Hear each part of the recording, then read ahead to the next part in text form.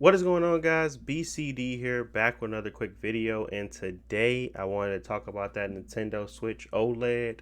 I had some time to reflect. I actually recorded something the first day it came out, and it was just terrible. It was just me ranting.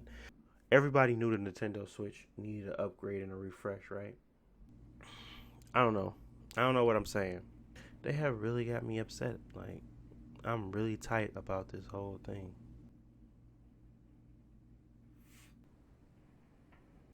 So I just wanted to step back, give myself some time to think about it, and then come with a actual level-headed opinion about the Nintendo Switch OLED. So that's what I'm going to talk about here in the next few short minutes. So don't worry, I ain't going to take up too much of your time. If you like the content and you enjoy my face, don't forget to like and subscribe, or subscribe and like, whichever you prefer, in any order you can do that in. But to start off, I want to talk about the consumer side of this whole OLED Nintendo Switch. The consumer side was led astray. The consumer thought we were going to, or at least the enthusiasts, the individuals that actually care, thought they were going to get something special, something different, something new that was actually going to allow their games to look better, either playing handheld or on a big screen. You didn't get any of that with the Nintendo Switch OLED. What you got was a better handheld experience, technically. There's no functions that's there that you didn't have before outside of the screen.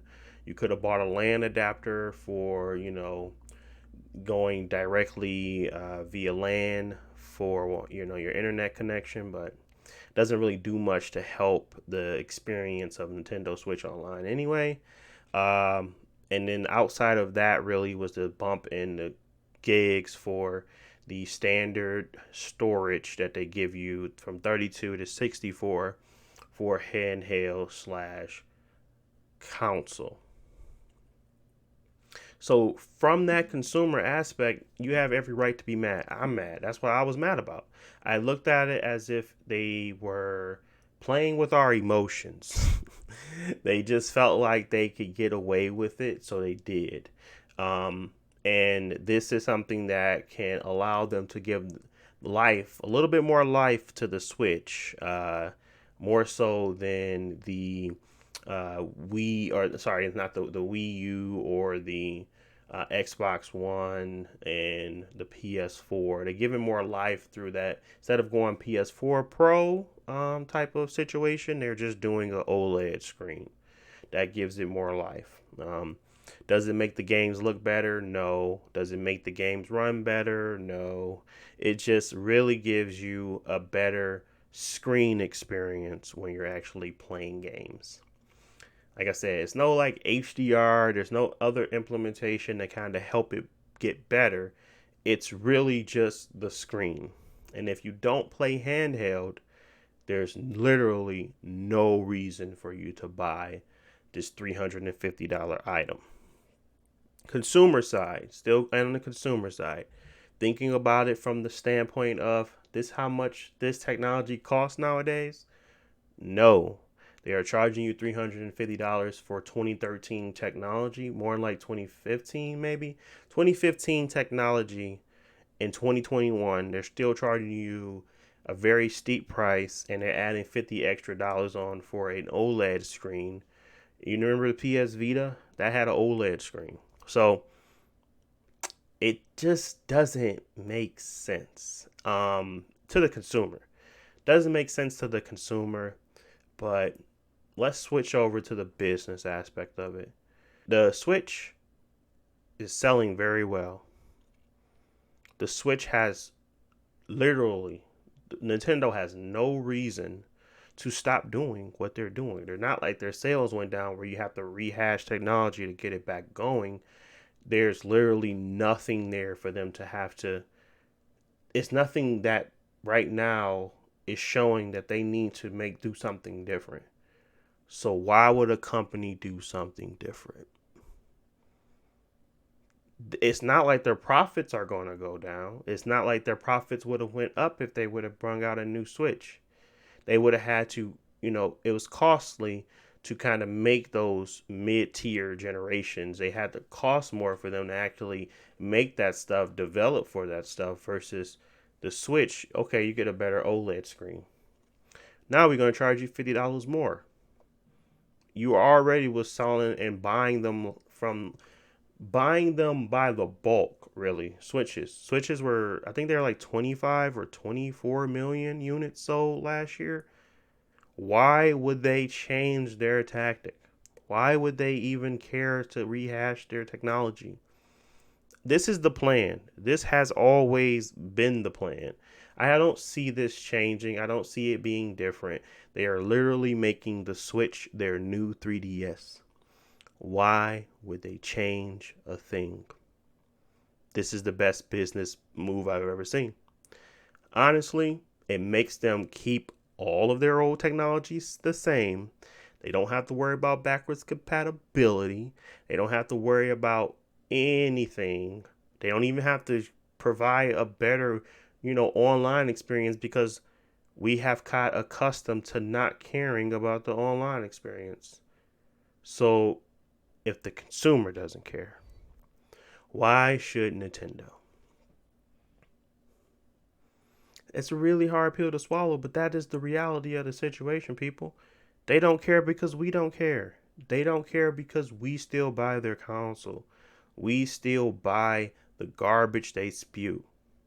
And until that actually changes, until people start making decisions based off of, merit and understanding the dollar and, actually taking the cost taking a cost analysis approach to anything, it really doesn't matter. Like that console isn't worth $300. It never was. It's not worth $350 now, but people will pay it because they want to play their new Mario games. So very simple video here. You get what you pay for, right? And if you're okay with paying for the bare minimum, that's what they're going to provide. It's never going to change there. Nintendo has a very smart and capable development team to develop games that people care about. Regardless of what you may think about their games, they charge $60 for them. You pay that if you want to play their games. If you don't want to play their games, then don't leave it alone. But at the end of the day, Nintendo is going to be Nintendo. They have never changed. Really, you guys thought they changed with the Switch, but in reality, look at us now. Look at us right now. The Switch is a terrible console, and not in a terrible console sense of actually gaming on it. I'm talking about the sense of the ecosystem, the support behind the system. Yes, their first parties are always going to be supported. Do they run like crap sometimes? Yes. Do the third parties run even worse? Yes. What is that console for outside of a Nintendo machine? Yes. So I guess it's more so you have to come to terms with the reality of the situation. They will never change because you will continue to buy. And if you don't continue to buy, your children are going to want to continue to buy. And if you and your children don't want to continue to buy, there's going to be somebody out there that's going to be like, I don't care. I want something that looks so simple and it works. And that's what the Nintendo Switch is. It's just something simple. People can understand it, and it's easy to, buy. I don't really see them losing money over this. At first, I did. I was like, oh, this is gonna be so much blowback. This is gonna be crazy. Then I started to think about it, and I was like, that never happens with Nintendo. Even if you hated the Wii U, it still sold. They didn't sell as well as that Wii because the Wii was almost just as powerful as the Wii U. Now they just realize they don't have to rehash their technology to continue to keep making people buy. They just have to put something just a little bit, like a little incentive in front of you. And you'll take it because If you look at the new Super Mario Party, they're just bringing in old stuff that they already had previously, when they could probably just update that Super Mario Party that they put out not too long ago. We have become content with the norm of mediocre, bare minimum, and that's what it is. The sooner you realize that, the sooner you will not be disappointed in Nintendo moves. Think of it like a business. Think of it as, how can I implement this in my life? How can I gank people so well and make them feel so attached to my characters and my software that they will take it on anything possible that they can. They don't really care about how they get it or how it runs. They just really want to know that it's okay, and it runs decent enough, and it's bare minimum. Think about it. I think it's a really, really, really, really, really interesting business model that has worked for them. So don't hate Nintendo, hate yourself. I don't even call Nintendo fanboys. It's just people at this point. A lot of people like Nintendo. They may hate everything else about them, but they're going to still buy that favorite game that they enjoyed when they was a child. They're going to still buy those games that pique their interest. So it's a warped reality, and you just have to get used to it. So, yeah, that's my take. I had to get over it. I got over it quick, but maybe this video will help you get over it as well. Thanks for watching. If you like this content, don't forget to like and subscribe, and I will talk to you guys in the next video. Peace.